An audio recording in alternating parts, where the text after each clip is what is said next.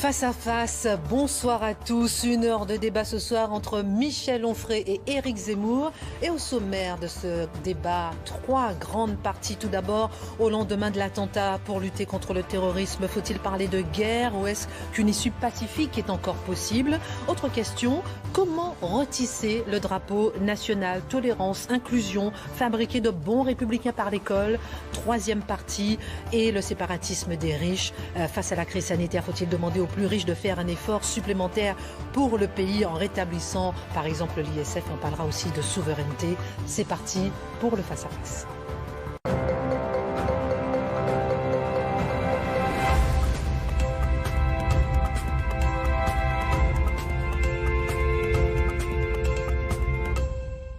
Bonsoir messieurs, bonsoir Michel Onfray, bonsoir Éric Zemmour. Michel Onfray, vous êtes de retour parmi nous pour notre plus grand des plaisirs d'ailleurs.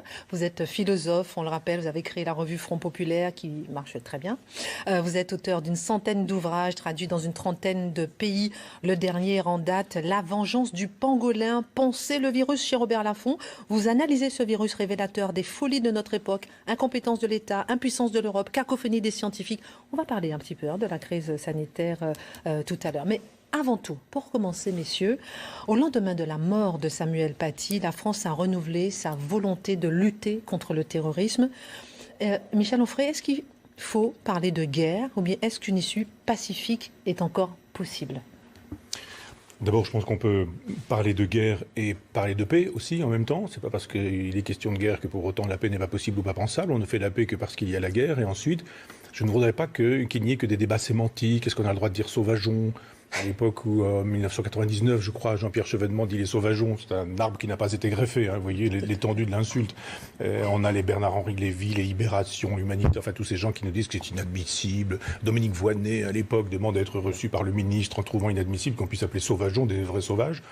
Et cette idée qu'aujourd'hui on puisse dire, alors, est-ce qu'on peut parler de barbarie? Est-ce qu'on peut parler d'ensauvagement? Et on a des plateaux télé où on dit, mais c'est inadmissible, sauvage, ensauvagement c'est sauvage, ils ne sont pas des sauvages, etc. Enfin, je suis assez sidéré qu'on ne puisse pas mettre des mots sur les choses pour qu'on ne puisse pas agir sur les choses. Oui, il s'agit d'une guerre civile. Il s'agit d'une guerre civile. Quand des Français tuent d'autres Français, que ces Français soient anciens, récents, modernes, arrivés depuis 8 ans, 9 ans, je ne sais plus combien pour ce monsieur tchétchène, ce sont des Français. Et donc quand des Français égorgent d'autres Français, tuent d'autres Français, massacrent d'autres Français, le font régulièrement. J'ai appris en écoutant Éric Zemmour qu'il y avait 120 attaques au couteau tous les jours.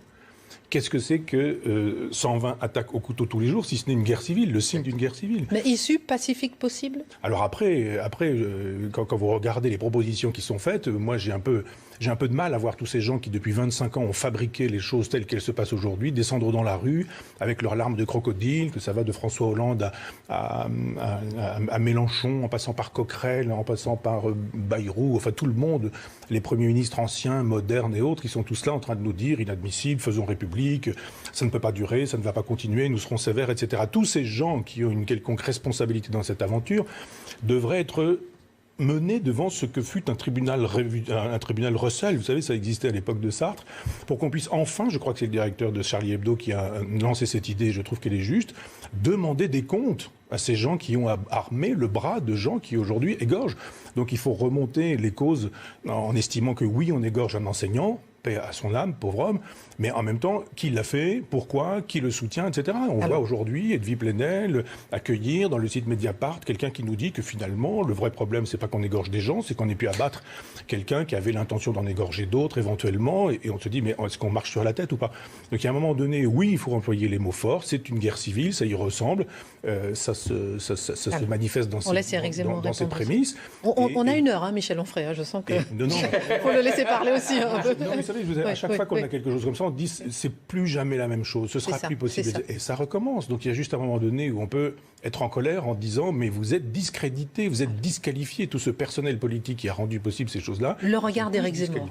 Le regard d'Éric Zemmour qui vous répond. Issue pacifique ou guerre? Moi, je ne vais pas contredire Michel Onfray pour le plaisir de le contredire sur ce thème-là, puisqu'il le sait.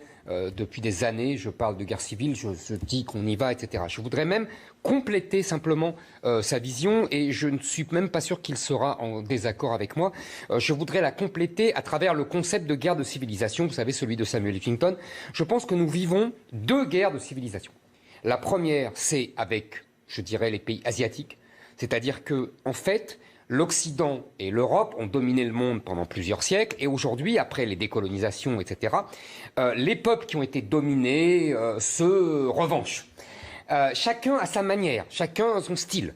On a l'Asie qui prend sa revanche sur le plan économique. On est dans vraiment le mano à mano. Hein. On voit bien quand l'économie va peut-être donner d'ailleurs le militaire, hein, selon la ligne. Je pense toujours à l'Allemagne, vous savez, avant la guerre 14, qui ont commencé à dominer l'Angleterre sur le plan économique, et ça s'est fini en Première Guerre mondiale. Hein, je pense toujours à ça, et d'ailleurs, vous savez, c'est le professeur américain là, qui parle de piège de Thucydide, et bon, on a connu ça, nous, avec les Anglais, hein, sous Louis XIV, sous Napoléon. Bref, ça, c'est les combats de grande puissance. On voit bien que c'est l'Amérique de Trump, mais moi je pense que ça va continuer après Trump, qui mène ce combat face à la revanche et à la volonté de revanche des Chinois et des Asiatiques en général. Ça, c'est la première guerre de civilisation. Et puis, notre guerre de civilisation, si j'ose dire, c'est-à-dire l'Europe avec l'univers arabo-musulman. Vous allez me dire ce que vous pensez de ma distinction. Je distingue entre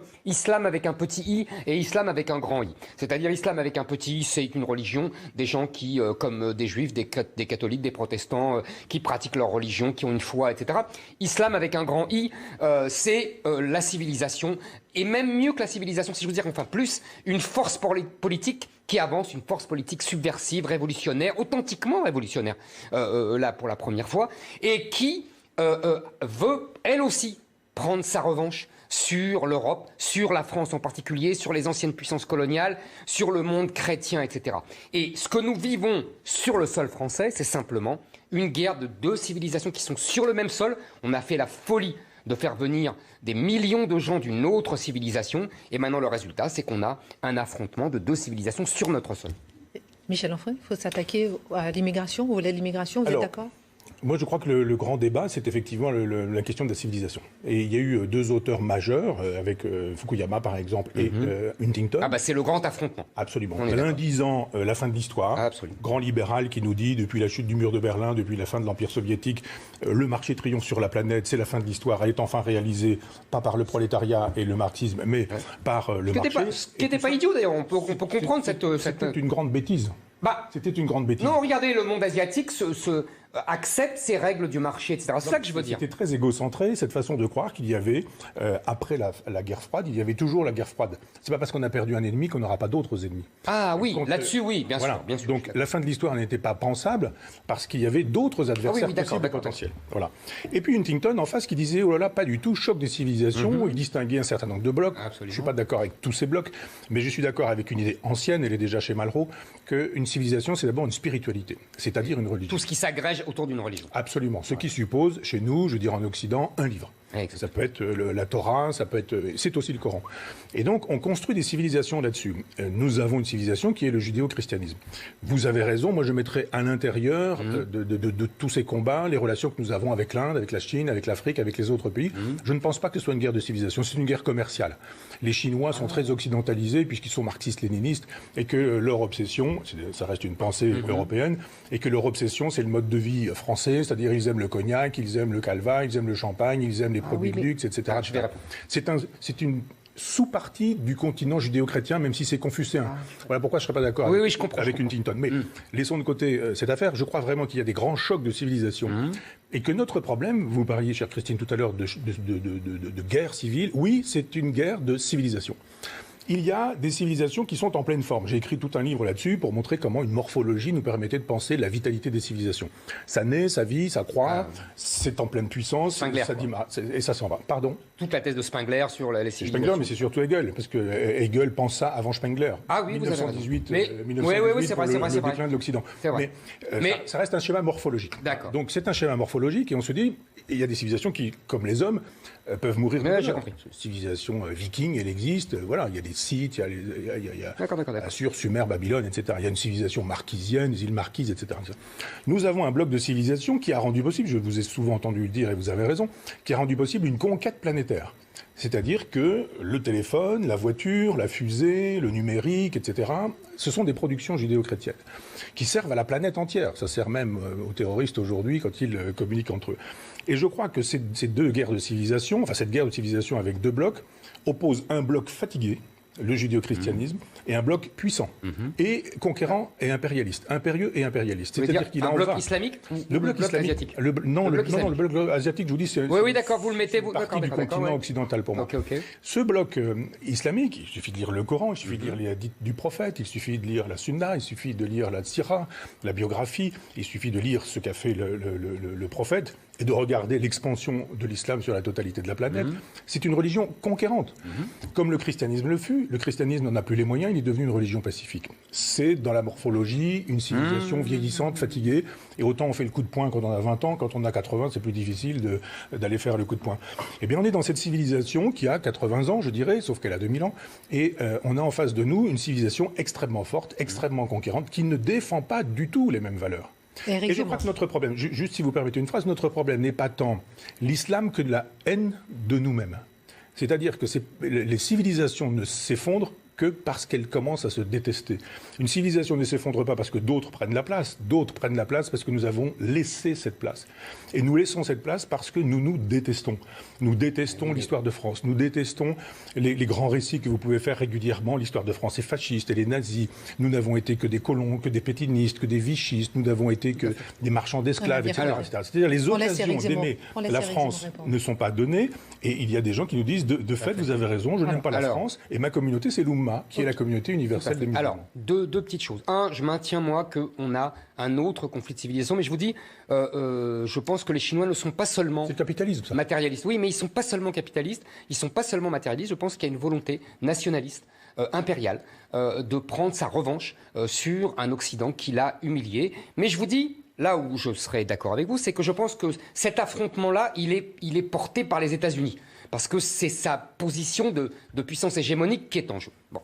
Juste une parenthèse, c'est simplement parce que les métaux rares sont entre les mains des Chinois, que les Américains ne peuvent pas disposer d'une défense autonome. Ils ont acheté. Ah mais c'est ça. Non, oui, c'est ça. Mais c'est plus. D'après moi, c'est plus global que ça. Et que l'un de ceux qui ont compris ces choses-là, c'est Trump, qui a compris effectivement avec les gaz de schiste. Mais Michel, je pense que c'est plus global que ça, que c'est vraiment dans cette guerre de civilisation. Je pense que c'est une guerre. Bon, passons. Maintenant, pour l'islam, je pense que vous dites, on se déteste, etc. Comment dire, vous-même, c'est un de nos grands sujets de taquinerie, à défaut de querelle, parce qu'on se querelle rarement, mais on se conteste, c'est ça qui est agréable, c'est que vous-même, vous avez participé de cette détestation de la civilisation chrétienne, du christianisme, etc. Et vous-même, vous avez dénoncé ce catholicisme tyrannique, ce que je comprends, etc. Et je vous ai déjà dit, et c'est déjà ma phrase que j'aime tant, vous savez, vous avez mis des claques à votre grand-mère, parce que déjà, le catholicisme, moi je pense depuis Vatican II, le catholicisme n'est plus une force qui va, c'est une force... Bon, on est d'accord. Je le pense aussi. Maintenant, vous êtes d'accord avec ça maintenant, ok. Alors, deuxièmement, pour l'islam, je vais vous dire, j'ai une différence, j'ai lu un livre que je retrouverai les coordonnées de ce livre, un type qui analyse, vous avez dit un truc très très juste, c'est... tous les biens matériels, le téléphone, la voiture, le frigidaire, sont des biens inventés par la civilisation juive. Vous avez tout à fait raison. L'électricité. Et c'est un bien. Et je vais vous dire, le livre que j'ai lu disait, il faut imaginer que et je pense que pour un Chinois c'est un peu la même chose, mais même s'il ne le vit pas de la même façon, pour un habitant de la sphère islamique qui a dominé le monde au Moyen-Âge, enfin une grande partie du monde, c'est une humiliation quotidienne que d'ouvrir un frigidaire. Je comprends bien ce que ça veut dire, au-delà évidemment de la provocation et c'est une moitié de plaisanterie, mais je comprends effectivement tous les éléments de notre vie moderne dans le monde entier sont des produits de l'intelligence occidentale et de l'intelligence du monde judéo-chrétien. Et je pense que ça, c'est une souffrance quotidienne et une volonté vous voyez, un ressentiment, une cause de ressentiment permanente. Et effectivement, là où vous avez raison, c'est comme en plus en face, il y a une civilisation occidentale chrétienne qui passe son temps à battre sa coulpe. La force politique islamique avance, tant qu'on ne l'arrête pas. C'est presque même indépendant de beaucoup de gens qui vivent, qui sont le produit de cette civilisation. Je pense que c'est même indépendant, parce qu'il y a quelque chose qui me frappe toujours, et j'en aurai fini, je vous laisserai la parole. Il y a quelque chose qui me frappe toujours. Il y a des millions de personnes qui sont venues de la sphère arabo-musulmane et africaine, arabo-musulmane, et pour arriver en Europe.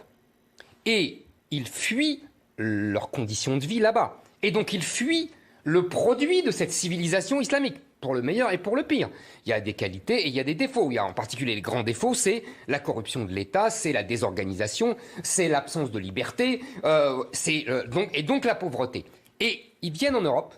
Alors, il y a certains qui ont bien compris ça et donc qui veulent vivre comme des Européens pour avoir ce mode de vie des Européens.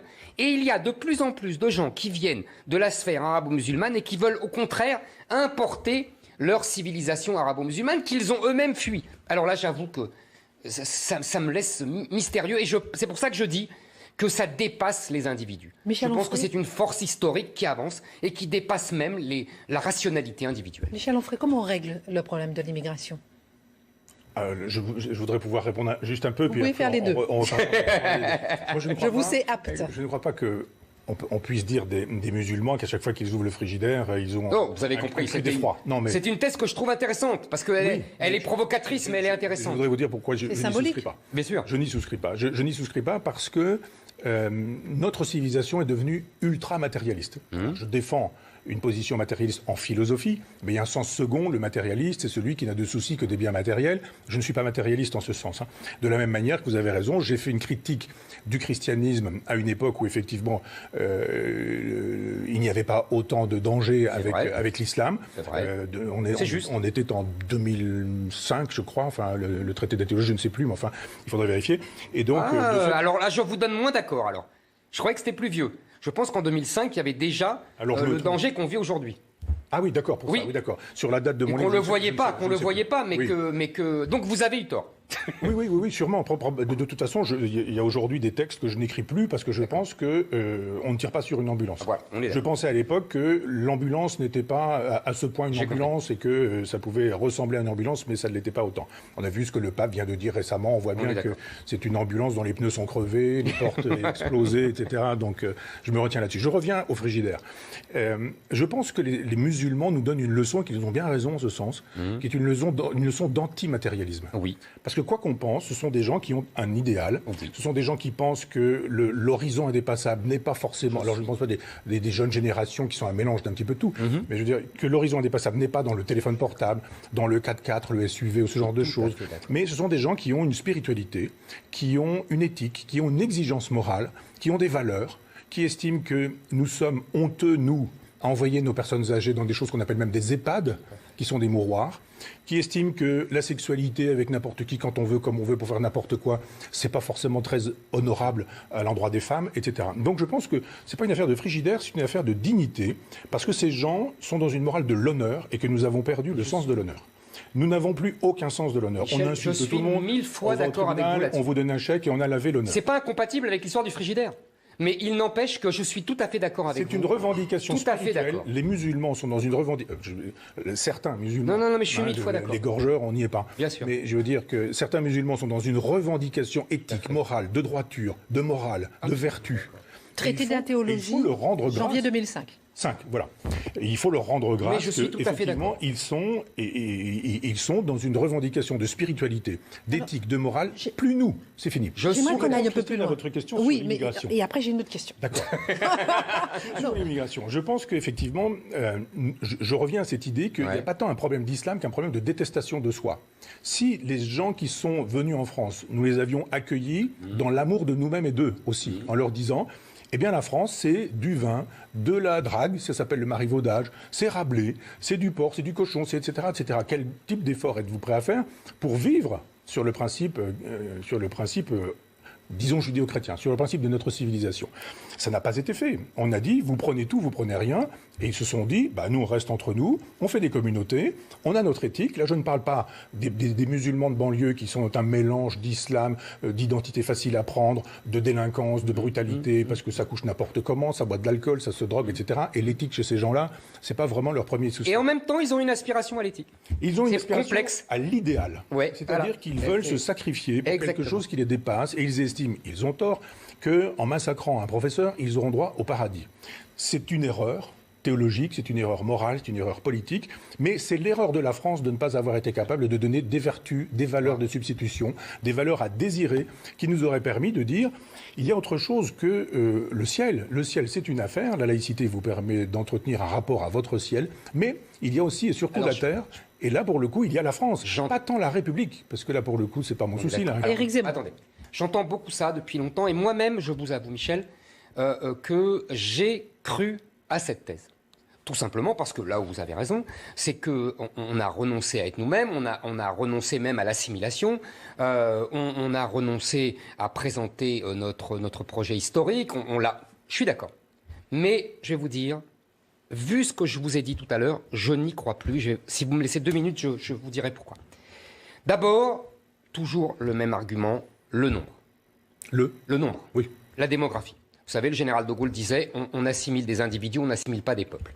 Aujourd'hui, nous avons reçu tellement de gens qui viennent d'une sphère civilisationnelle qui nous est étrangère que nous ne pouvons plus assimiler personne et qu'au contraire, nous désintégrons sans cesse. C'est-à-dire que, regardez, il y a 4 ans, il y avait ce sondage de l'Institut Montaigne qui disait que 50% des jeunes de moins de 25 ans, des jeunes musulmans de moins de 25 ans considéraient que la charia était supérieure aux lois de la République. Nous sommes aujourd'hui dans un autre sondage, 4 ans plus tard seulement, 4 ans, à 75%. Donc, si vous voulez, je pense que ça, c'est le nombre. Deuxièmement, je pense, comment vous dire, à l'irréductibilité des civilisations, de plus en plus. Je vais vous dire, et c'est sans doute un de nos désaccords, je suis de plus en plus essentialiste et de moins en moins existentialiste. Oui, ça je vois. Voilà. Et je vais vous dire, ça n'était pas acquis. Honnêtement, je viens d'une réflexion plutôt individualiste. Moi-même, je me suis assimilé à une civilisation différente. Vous voyez, et mes parents m'ont poussé à ça. Donc je crois à l'acte individuel, à l'acte de liberté, vous voyez, de celui qui choisit, qui s'ancre, qui s'enracine, etc. Mais je pense que nous sommes débordés, 1, par le nombre, et 2, par une civilisation qui est rétive et qui n'a jamais, au-delà de cas individuels, qui n'a jamais accepté cette assimilation. Je vous rappelle que vous verrez je crois que c'est dans Pirenne, vous savez, le grand historien belge Henri Pirenne, qui explique dans son livre magnifique qui s'appelle Mahomet et Charlemagne, ou Charlemagne et Mahomet, je ne sais jamais, que les deux conquêtes de l'Empire romain d'Occident et l'Empire romain d'Orient ont été tout à fait antagonistes. J'en ai pour 1 minute, Christine. La conquête de l'Empire d'Occident par les barbares du Nord, les Goths, les Visigoths, tout ça, ils conquièrent le territoire, mais ils parlent latin, ils se convertissent au christianisme, vous voyez, ils deviennent des gallo-romains, etc. De l'autre côté, on a les Arabes qui déferlent sur l'Empire d'Orient, qui prennent l'Empire d'Orient très vite, beaucoup plus vite, mais qui imposent l'arabe, le Coran et Allah. Et qui ne se convertissent pas du tout, vous savez, au christianisme, à l'orthodoxie, etc., et qui imposent leurs lois, leur religion et leur langue. Et je pense qu'il y a de ça dans ce que nous vivons aujourd'hui. Alors, oui, on peut toujours assimiler des individus venant de n'importe quelle civilisation. Oui, je suis d'accord. Et je vous dis, vraiment, je veux être d'accord parce que je porte ça intimement. Mais je pense qu'entre le nombre et la civilisation islamique, je pense que ce projet n'est plus tenable aujourd'hui. Je laisse répondre et après j'ai une autre question pour aller un peu plus loin.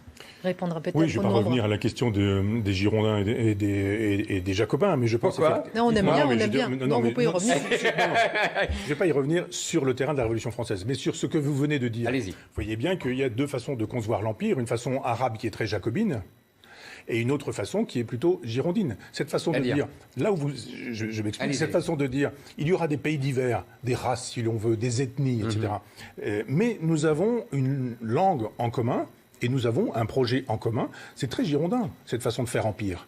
Et vous avez une façon très jacobine, je ne parlerai pas de votre Napoléon, mais de faire empire, qui est une façon de dire, ce sera ainsi. C'est-à-dire, façon girondine, Alexandre, par exemple, procédait de la sorte. C'est-à-dire, Alexandre épouse une femme indienne. Enfin, dans les 2 cas, ça a échoué. Et Alexandre et mon Napoléon. Alors on est en train de parler de la méthodologie des empires. Oui, non mais... Si l'on ne parle pas de la méthodologie des empires... d'accord. Mais sur le fonctionnement des empires, pour le coup, vous avez raison, mais ça ne dure pas. De fait, il y a désir d'empire avec l'islam, Ouais. qui est même un désir d'empire universel, comme il y eut jadis désir d'empire avec le christianisme, qui, non pas avec Jésus, mais avec saint Paul, avait une vocation universelle, ce qui justifie 1492, les colonisations, etc. Oui, Oui, Et d'accord, simplement, nous n'avons plus les moyens de cet universalisme parce que nous n'avons plus la spiritualité, nous n'y croyons plus. Vous voyez, le pape François, on se demande s'il croit vraiment encore en Dieu un peu. Quoi. Michel Onfray. Pardon. On va un petit peu plus loin. Parce que je sais que vous êtes intarissable. Vous avez oublié. Et, oui, Non, je plaisante, c'est faux. C'est pas grave, Non. mais je ne suis pas là pour être Faut pas remarquée. vous oublier. Mes questions, en revanche, si. Face à l'horreur des attentats, vous avez évoqué tout à l'heure l'horreur des attentats, la classe politique n'a de cesse de parler de laïcité, de république, de mots qui viennent d'un passé politique plutôt lointain. Est-ce qu'aujourd'hui, il n'est pas temps, Michel Onfray, de changer de vocabulaire pour s'adapter aux réalités sociales, démographiques, ethniques de la France d'aujourd'hui et préférer les termes inclusion, les termes tolérance? D'abord, je suis un républicain qui ne fait pas l'affront à autrui de croire que la République, ce serait le début de la France. La France, c'est bien plus ancien que ça. On dira Clovis pour aller vite et on va pas faire on va pas se chamailler pour savoir si c'est un peu avant. Non, ou on va après. pas se chamailler. Je veux dire, c'est une partie chrétienne et puis une partie de réaction au christianisme. Et c'est pourquoi, tout à l'heure, quand je parlais du christianisme, c'est l'avers et le revers de la médaille. Absolument. Je ne suis pas de ceux, je vous entends. La fille rebelle du christianisme, du catholicisme. Pas forcément rebelle, c'est l'épuisement. Non, les Lumières, ils ne sont pas encore épuisés. épuisés, bien qu'il y ait un début de déchristianisation. Vous avez raison, sous Louis XV, vous avez raison. À un moment donné, Diderot fait un travail extrêmement intéressant, il comptabilise le nombre d'hosties vendues. Et il dit, mais regardez, en 20 ans, on a vendu beaucoup moins d'hosties, donc il se passe quelque chose de ce côté-là. Donc je pense qu'il y a quelque chose à voir sur ce terrain-là. J'ai oublié d'ailleurs votre question. Inclusion, j'ai vu ça. République, laïcité, inclusion, Sur la question- tolérance. donc, Inclusion et tolérance. Merci, monsieur sur la Zemmour. question de la Vous République. suivez au moins. Moi, je suis, moi. Non, je pense qu'il y a quelque chose de plus important que la République, même si je suis républicain, c'est effectivement la France, pour le coup. Il ne faut pas avoir honte de dire qu'on aime la France, qu'on a envie de la défendre, que c'est pas seulement un projet, parce que ça, c'est les enfants aujourd'hui sont des projets, ce qui justifie qu'à 9 mois, moins 8 jours, on puisse les détruire parce que vous avez changé de projet. Non, la France n'est pas un projet, c'est pas non plus une idée. C'est une géologie, qui est une géographie, qui va fabriquer une histoire, qui rendra possible une spiritualité, donc une métaphysique, avec un livre qui va être une religion, qui rendra possible une histoire de France. C'est comme ça que ça fonctionne pour moi, la France. Quiconque est prêt à contribuer à cet effort-là, fût-il musulman, fût-il de couleur, fût-il le chinois dont nous parlions tout à l'heure, a sa place. C'est aussi ça, la France. Ça fabrique des individus qui ont envie justement de produire quelque chose de neuf et de nouveau. Donc je pense que quand on parle de laïcité, quand on parle de République aujourd'hui, ce sont des mantras, surtout quand il s'agit d'Emmanuel Macron qui s'en moque absolument. Lui, son horizon indépassable, c'est le marché. C'est la disparition de la nation, c'est la fin de l'État, c'est la fabrication d'un gouvernement planétaire, c'est la libre circulation de l'argent sur la totalité de la planète pour qu'un jour le GAFAM puisse prendre la suite de la civilisation judéo-chrétienne pour une civilisation transhumaniste qui leur permettra de tout marchandiser, le ventre des femmes, le corps des enfants, les organes des pauvres, etc. etc. Donc je dis, est-ce que c'est cette civilisation-là que nous souhaitons ? Si un certain nombre de musulmans veulent contribuer à une civilisation judéo-chrétienne dans ces derniers temps qui rendrait possible une résistance à ce que j'appelle un nihilisme, cette civilisation de la transgénèse est pour moi un nihilisme. Mais toutes les civilisations nouvelles sont passées pour des nihilismes au moment où elles sont arrivées. Et après, regardez ce que dit Seltz des chrétiens tout au départ. Il dit ce sont des cinglés, ce sont des barbares, ce sont des incultes, des illettrés, etc. C'est devenu une civilisation. Donc inclusion et tolérance. Pardon. Donc il faut arrêter de parler à tout bout de champ de république, de laïcité. Il faut parler de civilisation. Tout à fait d'accord avec ce que vous avez dit sur la République, laïcité et la France. Je pense qu'effectivement, la République et la laïcité sont des concepts très beaux, mais qui ne sont plus l'enjeu, paradoxalement. Oui. Ce n'est plus l'enjeu. L'enjeu, vous avez raison, c'est la France. Et sa civilisation. France, voilà. Comment ? Oui, voilà. France. On est d'accord, vraiment, on est d'accord là-dessus, il n'y a pas de discussion. Alors, j'avance après ce que vous avez dit. Oui, c'est notre discussion d'il y a 3 minutes, oui, chaque individu peut devenir français s'il le souhaite, etc. Mais comment devenir français ? Parce que c'est ça la discussion. C'est que il y a une très belle image que j'aime beaucoup, que je vous livre. Vous allez me dire ce que vous en pensez. C'est celle de André Suarez, vous savez, ce juif livournais, qui écrit à un moment et qui dit qu'est-ce que c'est que devenir français ? C'est prendre un cep, vous savez, de vigne d'ailleurs, et le mettre dans la terre, et comme ça, il s'enracine dans la terre française, et il devient du Bourgogne, ou du Bordelais, voilà. Et pour moi, devenir français, c'est exactement ça. C'est-à-dire, il y a des Français de souche, qui sont là depuis 1000 ans, et ceux-là doivent être des modèles. Et on doit s'enraciner avec eux. C'est pour ça que moi, je me sens très proche et je n'ai pas du tout de gêne vis-à-vis de ça, des conceptions de la terre et les morts, etc. Ça ne veut pas dire que quelqu'un qui vient de l'extérieur ne peut pas devenir français, mais il faut qu'il s'enracine. Quand vous dites, s'il y a des musulmans qui veulent participer de cette civilisation judéo-chrétienne, je suis d'accord avec vous. Le problème, c'est que pour beaucoup, ils se sentent issus d'une civilisation différente, opposée, qu'une civilisation islamique. Vous l'avez dit vous-même, il y a un livre d'un côté et il y a un autre livre de l'autre, et que donc, ils ne veulent pas participer de cette civilisation. C'est mon histoire, vous savez, on me le reproche tellement, mon histoire des prénoms.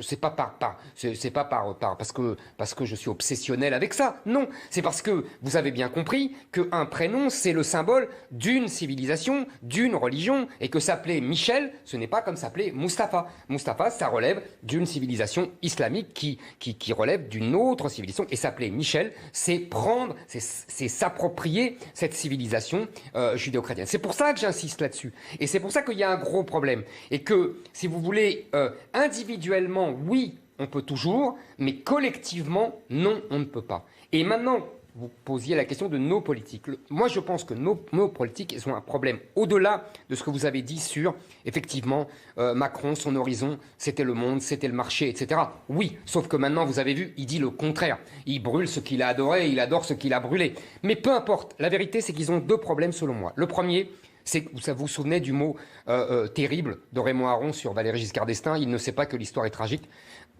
Mais là, maintenant, ils ne savent même pas ce que c'est que l'histoire. Mais encore moins que l'histoire est tragique, premièrement. Deuxièmement, ils ne veulent pas voir ce que je vous ai dit tout à l'heure sur le nombre. La question démographique leur échappe. Et en plus, ils sont, si vous voulez, imprégnés d'une espèce de, j'ose pas dire philosophie parce que je parle à un vrai philosophe, donc d'une vulgate philosophique existentialiste qui croit uniquement dans l'individu et qui ne veut pas voir qu'il y a des essences, qu'il y a des peuples, et qui croient en l'homme avec un grand H. Alors, je vous l'accorde, ça rejoint la notion du marché, etc. Parce que l'homme avec un grand H, c'est avant tout un consommateur et un producteur, et là vous avez 1000 fois raison, mais qui ne s'y réduit pas, et qui ne veut pas voir que des hommes sont avant tout, vous savez, selon la célèbre phrase de Joseph de Maistre, des Italiens, des Français, des Russes, des Anglais. Je pense que là, il y a une incapacité à comprendre ce qui leur arrive et ce qui nous arrive. Comment devenir français, pour rebondir sur la question d'Éric Zemmour, et est-ce que l'école a un rôle dans tout ça ? J'allais vous le dire, c'est essentiellement la question d'éducation, c'est la question de l'instruction. C'est-à-dire que quand on apprenait l'histoire de France de façon chronologique, quand on apprenait l'histoire de l'art, de la peinture, de la musique, quand on apprenait l'histoire de la préhistoire, on a même l'histoire de l'histoire, c'est-à-dire ce qu'on appelle l'historiographie, faire l'histoire de l'écriture de l'histoire, quand on apprenait des poésies, quand on travaillait sa mémoire, son intelligence, quand on calculait de tête, qu'on faisait du calcul mental, etc., on fabriquait une culture, une intelligence. C'est-à-dire quand on a aujourd'hui des politiciens qui viennent nous dire que l'école doit inviter à l'esprit critique, quand c'est France Inter qui nous dit qu'il faut faire l'éloge de la tolérance, on rigole. C'est la radio la plus intolérante qui soit.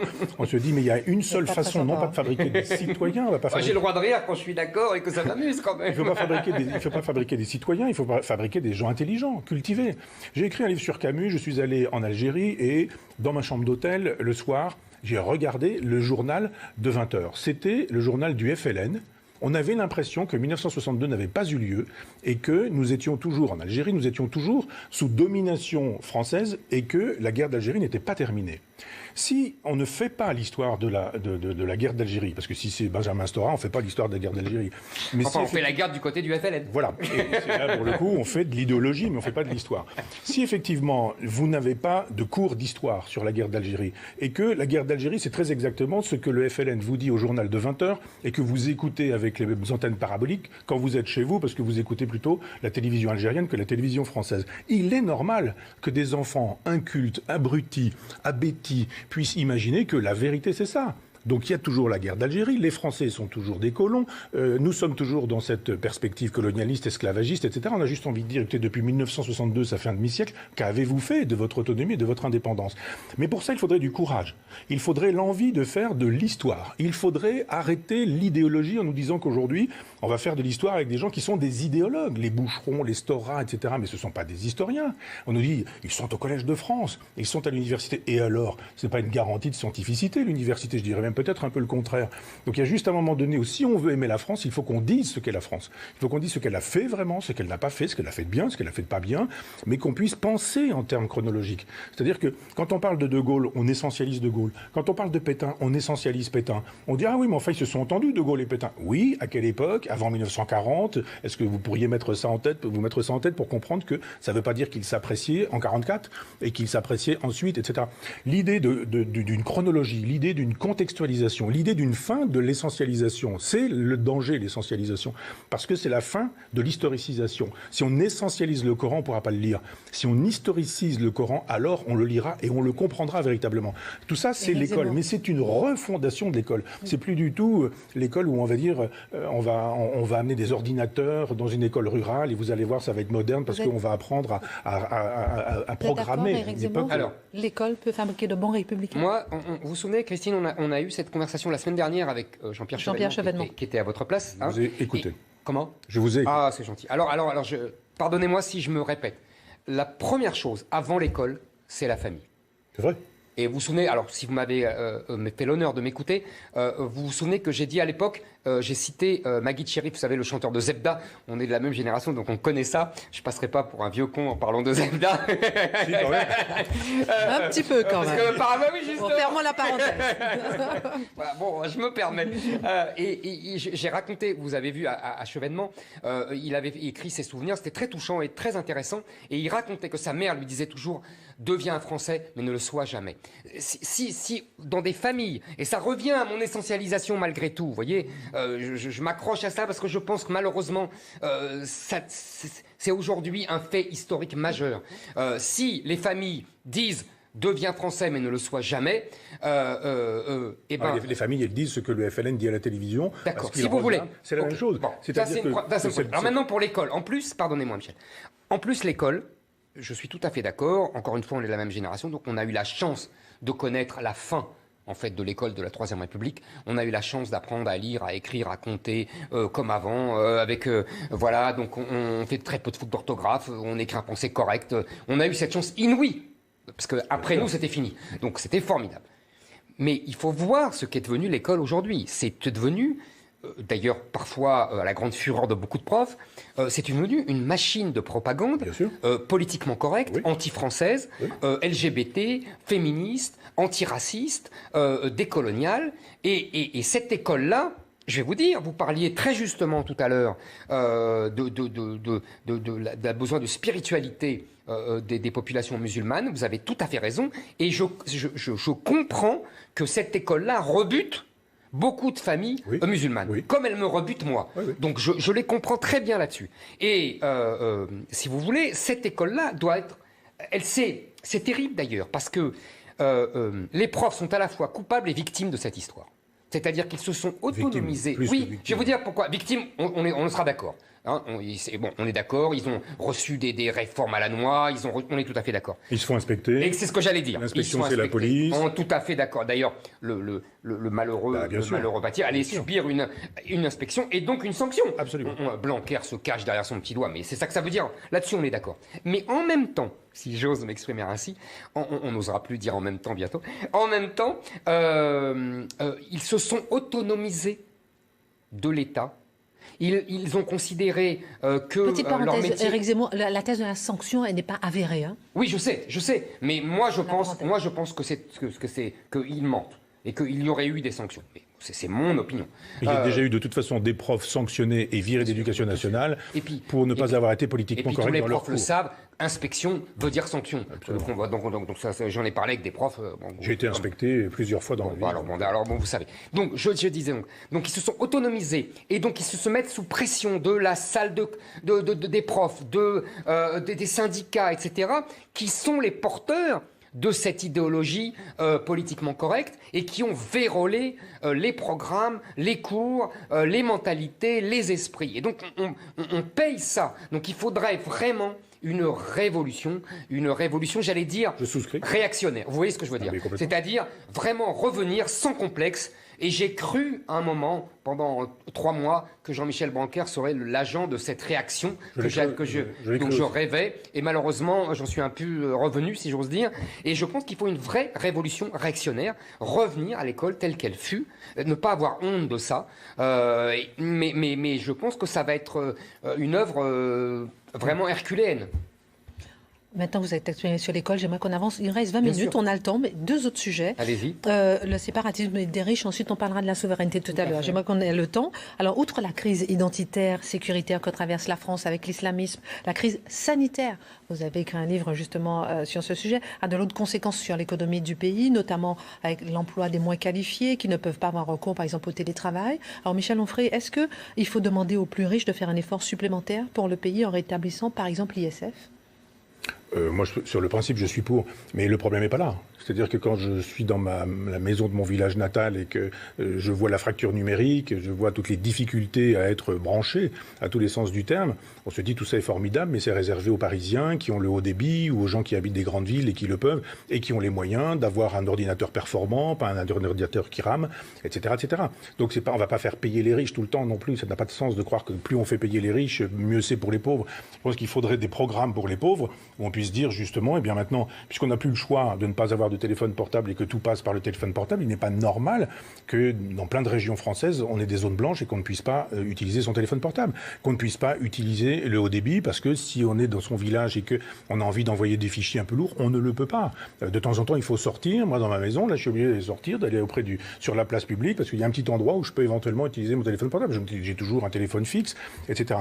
Donc, il y en a marre de cette idée du faisons payer les riches et ce sera formidable pour les pauvres parce que si on a des programmes qui nous permettent véritablement de désenclaver, d'utiliser des routes, des autoroutes, d'utiliser des trains, des TGV, qu'on puisse avoir des liaisons. Pour l'instant, on ferme des aéroports de province, on ferme des lignes de chemin de fer, on a fermé toutes les gares que j'ai pu utiliser. Moi, quand pendant des années, j'étais prof, j'habitais à Argentan, je travaillais à Caen, le train s'arrêtait dans toutes les gares. Aujourd'hui, il s'arrête dans une gare. Il y avait 7 ou 8 gares, 8, 9, 10 gares. Les enfants montaient, descendaient, etc. Tout ça, c'est fini.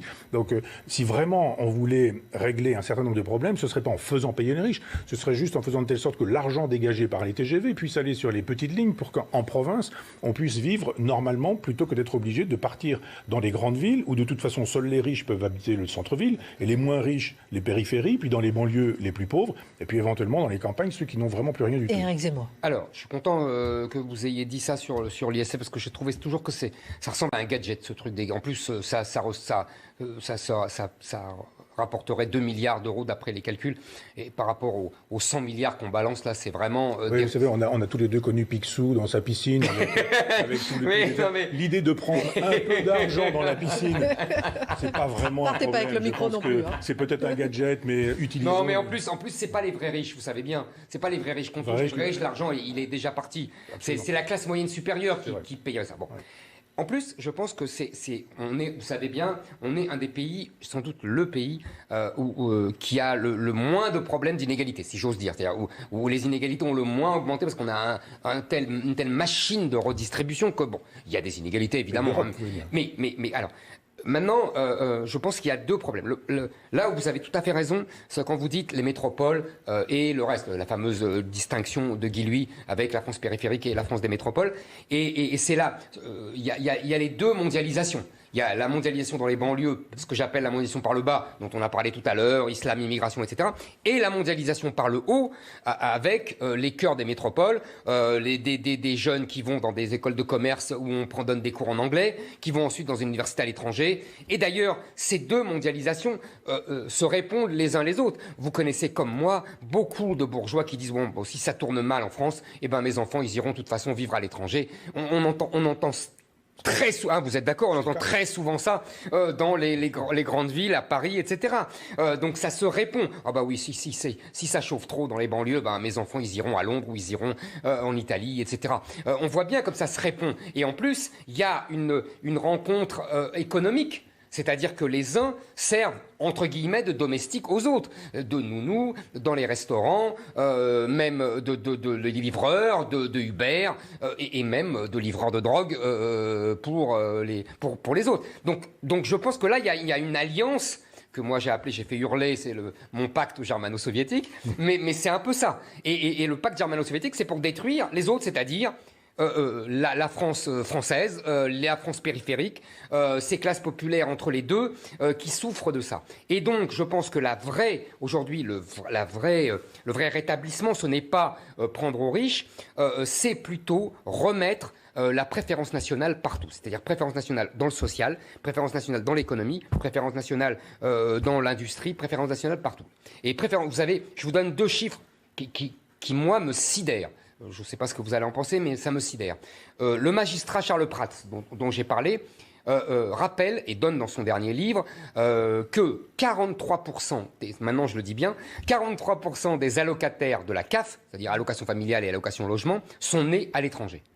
Et la Cour des comptes, ça c'est un nouveau chiffre que je vous livre, la Cour des comptes elle-même, ce n'est même pas Charles Prats, la Cour des comptes dit que sur les 14 millions de gens qui touchent la retraite, il y a 50%, vous m'entendez Michel, 50% de gens nés à l'étranger. Donc si vous voulez là, on atteint les limites de la folie française, vous voyez, d'un État-providence universel qui dépense, je crois, 787 milliards d'euros par an et qui se répand sur le monde entier, vous voyez, qui est une espèce de folie douce. Je pense que le vrai sujet aujourd'hui, il est là et non pas dans on va prendre 2 milliards ou pas aux vrais riches, aux faux riches, etc. Non, mais je suis d'accord avec ça parce que... Vous avez conscience maintenant, vous avez conscience de ça parce que c'est vraiment un truc... Parce que lui, ce qu'il dit, c'est préférence nationale pour la redistribution. Absolument. Je ne sais pas si vous êtes d'accord. Je connais ça parce que c'est la sénatrice de l'Orne, Nathalie Goulet, qui a travaillé sur... Avec Charles Prats. Voilà. Vous avez tout à fait raison. Nathalie Goulet est sénatrice de l'Orne. Absolument. Et je la salue d'ailleurs parce qu'elle fait un travail de femme libre sur ce terrain-là. Et elle a du mérite parce que c'est pas évident. Complètement. C'est pas politiquement correct. Non, absolument. Elle dit le vrai, elle dit le réel. Voilà. Alors, je pense effectivement que, d'accord avec vous sur cette idée que c'est pas forcément la préférence nationale. C'est-à-dire, si on commençait par dire, mais si vous n'êtes pas français, si vous n'avez pas cotisé, c'est juste la loi, eh bien, vous n'y avez pas droit, point à la ligne. C'est pas de la préférence nationale. Non. C'est juste. Il y a 2 choses, Michel. Il y a la lutte contre la fraude et la préférence nationale. D'accord. Voilà. C'est pourquoi je vous dis que je ne crois pas à la préférence nationale. Je crois en revanche au nettoyage des écuries d'Augias, qui supposerait qu'on puisse dire tout cet argent qui est donné est indûment distribué. Parce que illégalement, quand il est illégalement distribué, que la loi fasse son travail et que ceux qui touchent cet argent de manière indue ne touchent plus cet argent. Eh ben moi je pense que vous ne pourrez pas lutter contre l'un sans faire l'autre déjà. C'est de la police fiscale. Non, mais si déjà, mais simplement la police fiscale. La police sociale même. Sociale, vous voulez dire, oui. Fiscale, bien sûr. Cette police n'existe pas. Ah, mais ça, je suis d'accord. Parce qu'effectivement, Nathalie Goulet, quand elle a dit cette chose-là, j'ai trouvé ça formidable qu'elle puisse faire ce rapport. Et je me suis dit, et quid maintenant ? Quoi ? On fait quoi maintenant qu'on sait ça ? Rien. Rien. Donc on peut très bien se priver de la préférence nationale si on dit simplement cet argent est mal distribué, il est indûment distribué, qu'il le soit réellement, dignement, comme c'était prévu. Il y a une règle du jeu, vous avez payé, aujourd'hui ce sont ceux qui travaillent, quand vous travailliez, pour ceux qui étaient à la retraite, et bien aujourd'hui c'est la même chose. Voilà. Il nous reste une douzaine de minutes et pour aborder un peu la souveraineté, Michel Onfray, qui vous est cher, est-ce que la souveraineté aurait permis d'éviter cette crise sanitaire qu'on vit ? Oui, complètement. La souveraineté, c'est un instrument. C'est pas une politique. Hein. C'est un instrument. J'ai beaucoup dit que la souveraineté, c'est quand la voiture est en train d'errer dans la route comme ça, vous savez que vous allez prendre le fossé, il se peut qu'il y ait même un ravin, etc. Le souverainisme consiste à dire on reprend le volant et c'est nous qui allons piloter. Maintenant, ça ne veut pas dire que parce que vous allez piloter, vous allez au bon endroit, vous allez avoir la bonne direction, etc. Donc le souverainisme est une méthode qui permet de dire nous devons disposer des moyens de faire une politique. Politique fiscale, politique démographique, politique justement sanitaire, enfin tout. On ne peut pas faire de politique si on n'est pas souverain par définition. Si vous n'êtes pas souverain chez vous, c'est parce qu'il y a des gens qui occupent votre maison, vous ne pouvez pas faire ce que vous voulez. C'est eux qui vont décider des heures du repas, c'est eux qui vont décider des heures de lever, de coucher, etc. Nous sommes dans cette situation-là. Nous ne pouvons plus décider grand-chose, nous les Français, parce que nous avons donné notre souveraineté à ce que j'appelle l'Empire maastrichtien. Recouvrer cette souveraineté, ce qui supposerait qu'on réfléchisse au Frexit. Moi, je ne suis pas un théoricien de la fiscalité, de la banque, etc. Mais je pense que, de fait, il faudra y songer. Je suis plutôt pour qu'on puisse effectivement reprendre en main le volant, pour le coup, pour imposer notre direction. En disant, si nous voulons travailler la question sanitaire, par exemple, il faut que nous puissions disposer des moyens de décider de masque ou pas masque. On travaille à un vaccin, on ne travaille pas à un vaccin. On s'associe avec qui pour faire un vaccin? Est-ce qu'on décide d'interdire, par exemple, les avions chinois qui arrivent de Wuhan pendant des mois et des mois et des semaines et des semaines? Est-ce que on peut décider que finalement on va industrialiser un certain nombre d'endroits pour fabriquer des masques en quantité tout au départ pour empêcher, etc. C'est ça le souverainisme. Là vous dites ah ben on n'a pas de masque, on va demander aux autres, les autres n'en ont pas, peut-être que machin en aura. Ah ben non on en a, nous mais on va les garder. Nous les Allemands, on n'a pas les Italiens, ils n'ont qu'à se débrouiller, etc. On se dit, mais l'Europe, elle était là pour fabriquer justement une communauté. Il n'y a pas de communauté, chacun retrouve ses billes et la souveraineté n'est toujours pas là. Éric Zemmour. Alors, question, est-ce qu'on aurait pu éviter la crise sanitaire? avec la souveraineté? Moi, ma réponse est non. Parce qu'il y a toujours eu des épidémies avant, au Moyen-Âge, l'épidémie de peste. Je sais d'avance que vous allez me dire avec raison, c'est que ça venait beaucoup moins vite. Mais c'était les moyens de transport aussi. Deuxièmement, il y a eu des épidémies terribles, l'épidémie de grippe espagnole après la Première Guerre mondiale qui a tué plus que la Première Guerre mondiale.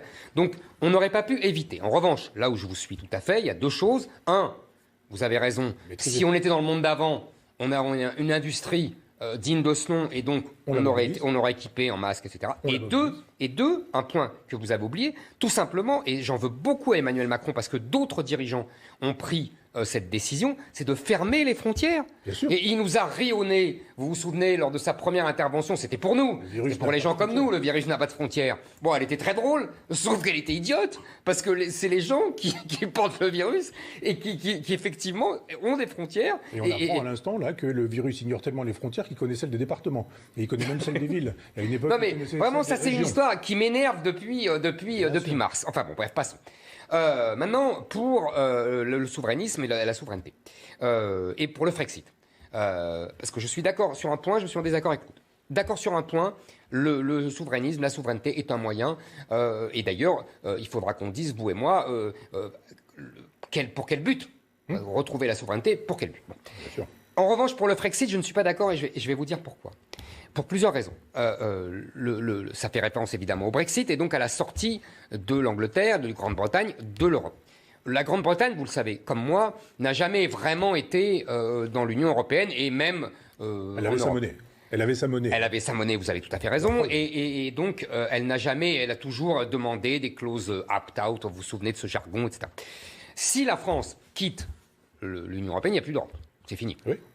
Deuxièmement. Donc on en fait une autre. Voilà. Est-ce qu'on en fait une autre? J'en sais rien. Deuxièmement, je pense que, et c'était des discussions que j'avais avec d'autres, je pense que les Français ne voteront pas majoritairement pour le Frexit. Et donc, que ça va faire comme la campagne de Marine Le Pen en 2017, vous vous souvenez, sur l'euro, c'est qu'un train peut en cacher un autre, et donc on va répondre à une question qui n'est pas pour moi prioritaire. C'est-à-dire que je pense que la question prioritaire, c'est celle qu'on a traitée dans notre première demi-heure, c'est-à-dire l'identité de la France, la question migratoire, la question de l'islam, la question de l'identité de la France, et que cette question peut être traitée sans tenir compte de l'Europe. Je ne dis pas que c'est facile, parce que je sais bien que les directives, la jurisprudence, etc. Mais vous connaissez le mot de Jacques Chirac que j'aimais beaucoup, quand est-ce que Bruxelles va me déclarer la guerre? Je répondrais de la même façon si j'étais à l'Élysée. Bruxelles lui déclare la guerre puisqu'il faisait la politique de Bruxelles. Donc, mais bien sûr. Il ne craignait rien. Bien. Il craignait juste le bon mot. Absolument. Mais comme souvent avec Chirac. Donc, si vous voulez, je pense que ça, on n'est pas la Grande-Bretagne pour une raison historique.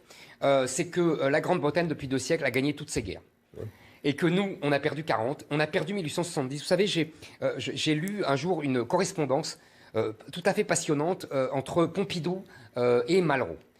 Et c'est son fils, je crois, qui a édité, tout à fait remarquable. Et à un moment, Pompidou lui dit, et vous allez voir, ça m'a frappé parce que nous, je suis sûr que vous, comme moi, on est obsédés par 40. Mais Pompidou dit, depuis 1870, les Français savent qu'ils peuvent être battus par un seul pays. Alors qu'avant, Louis XIV, Napoléon, il fallait toute l'Europe pour nous battre. Il fallait qu'ils se mettent à tous, et encore, ils n'y arrivaient pas à chaque fois. Tandis que là, un seul pays, la Prusse, nous a écrasés. Et Pompidou disait à Malraux, depuis, les Français ont peur de se retrouver tout seuls, vous voyez, dans une situation historique, et donc, ils n'oseront jamais sortir de l'Europe. Je pense que cette grille de lecture et cette thèse est exacte. Et donc, je préfère, moi, aller à l'essentiel et essayer de régler les questions que je peux régler. Je dis pas que ça ne posera pas de problème avec l'Europe. Hein. Vous voyez, je suis pas complètement débile. Mais je pense que s'il n'y a plus de France, il n'y a plus d'Europe, il faut, d'habitude, nos dirigeants, et Macron le dernier, en tirent une leçon de crainte. C'est-à-dire qu'ils sont là, terrorisés, il faut sauver l'Europe, il faut sauver l'Europe. Moi, je dirais l'inverse. Il faut le faire à la De Gaulle. Puisque s'il n'y a plus de France, il n'y a plus d'Europe, eh ben on fait ce qu'on veut. Et on a une arme, vous voyez, de destruction massive. Un moyen de pression absolument inarrêtable. Oui. Michel Onfray, on a 5 bonnes minutes encore. Bon, alors, formidable. Le grand malentendu, c'est qu'on associe l'Europe au libéralisme et qu'on pense que l'Europe, c'est obligatoirement l'Europe maastrichtienne. Non. C'est un grand coup de génie de la part des maastrichtiens d'avoir laissé croire que c'est l'Europe maastrichtienne ou pas l'Europe, donc le nationalisme, jurisprudence Mitterrand, donc la guerre. Une sottise totale, moi je ne crois pas à ce genre de choses. Je crois effectivement que, vous avez raison, ce qui reste de l'Europe, c'est le couple franco-allemand. Si la France s'en va, l'Allemagne, c'est fini. Donc on fait une autre Europe et pas une autre Allemagne pour le coup. Parce que oui, vous avez raison sur cette idée. Je suis d'accord avec la lecture de Malraux-Pompidou. Ouais. C'est effectivement un long traumatisme. Ça explique Maurras, l'Action française, exactement. des Allemands, Jacques Bainville que vous connaissez bien, la lecture de l'histoire de France de Jacques Bainville avec l'Allemand qui est l'ennemi héréditaire. Alors que c'est l'Angleterre. Mais bien sûr. Il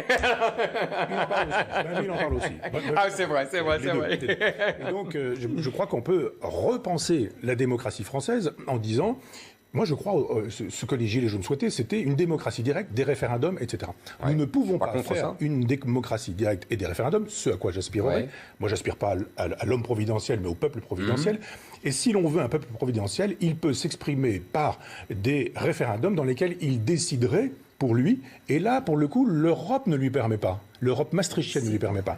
Une France qui serait, pour le coup, souveraine, permettrait ce genre de choses, c'est-à-dire on en finit avec le schéma jacobin, et pour le coup, on retrouve des parlements de province, on retrouve des possibilités... Oui, qu'est-ce que vous en feriez, justement, de la souveraineté de la France? Les premières mesures.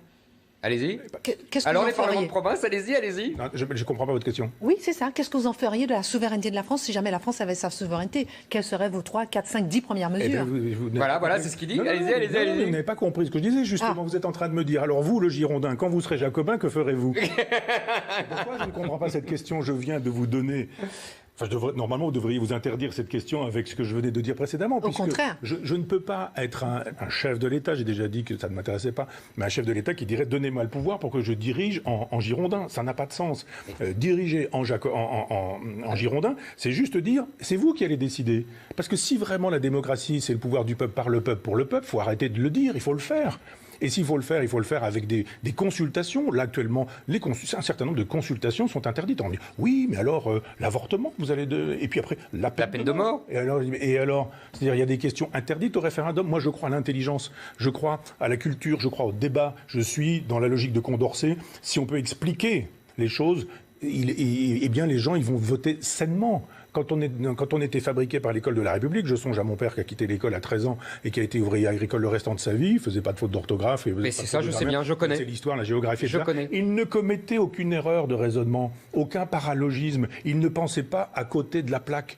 Donc si vous éduquez les gens et que vous leur expliquez les débats plutôt que de les insulter en disant vous êtes pour la peine de mort, vous êtes un salaud, une ordure, un fumier, un type d'extrême droite, etc. Dites, attendez, voici les arguments de Joseph de Maistre. Voici les arguments d'Albert Camus sur la question de l'avortement. Voici les textes de Simone Veil qui nous disaient que l'avortement n'est pas un moyen de contraception, etc., etc. Mille choses qui font que si vous éclairez l'intelligence des gens, ils sont intelligents. 1 minute 30. Éric Zemmour répond et je vous laisse le dernier mot en 10 secondes. Les différents points que vous avez évoqués. Un, on fait une autre Europe. Oui. J'y crois pas. Je vais vous dire pourquoi. Non, mais je vais vous dire pourquoi. Oui. Parce que les autres ne veulent pas. Parce que les Allemands sont libéraux. Je suis sûr que les Hollandais sont mondialistes. Les Nordiques aussi. À la limite, on pourrait faire une Europe avec l'Italie. Vous savez que c'est mon rêve. Et que l'Europe de Napoléon avec la Rhénanie et l'Italie du Nord me va très bien, moi. Avec la Russie. Ah, mais moi, je suis d'accord. Non, mais ça, c'est pas l'Europe. C'est l'alliance avec la Russie, l'alliance franco-russe. Non, ça mais l'Europe avec les Allemands. Vous savez, les Allemands. Géographique et judéo-chrétienne. Michel, les Allemands. Oui, moi, je suis d'accord, mais les Allemands veulent rester sous la domination américaine et la protection américaine, comme les Polonais, comme d'autres, comme les Baltes et compagnie, et ne veulent pas de notre colbertisme, etc. Donc vous ne referez pas une autre Europe. Deuxièmement, quand vous me dites le référendum, moi je suis 1000 fois d'accord avec vous, Mais vous savez bien que dans l'histoire de France, je ne dis pas ailleurs, mais dans l'histoire de France, il y a un lien direct entre l'homme providentiel et le référendum. Oui. Qui fait des référendums? Napoléon Ier, Napoléon III, De Gaulle. Ça vraiment, vous êtes d'accord, c'est indiscutable. Oui. Il n'y a pas, dans les autres cas, il n'y a pas de référendum. Donc moi, je suis pour la continuité de l'histoire de France, et c'est-à-dire l'homme providentiel à l'Élysée qui réclame et qui demande au peuple de trancher toutes les questions, peine de mort, y compris peine de mort, immigration, etc. Je pense qu'il y a un lien et que c'est très possible, et qu'on ne pourra pas faire autrement. Un État girondin n'interdit pas une présidence de la République et un chef d'État. Entendons-nous bien. Mais pas comme le président de la 5e. Merci, voilà. Messieurs. D'accord. Mais c'est là qu'on n'est pas d'accord. À suivre. À suivre, absolument. On vous retrouvera, Michel Onfray. Vous avez eu le mot de la fin.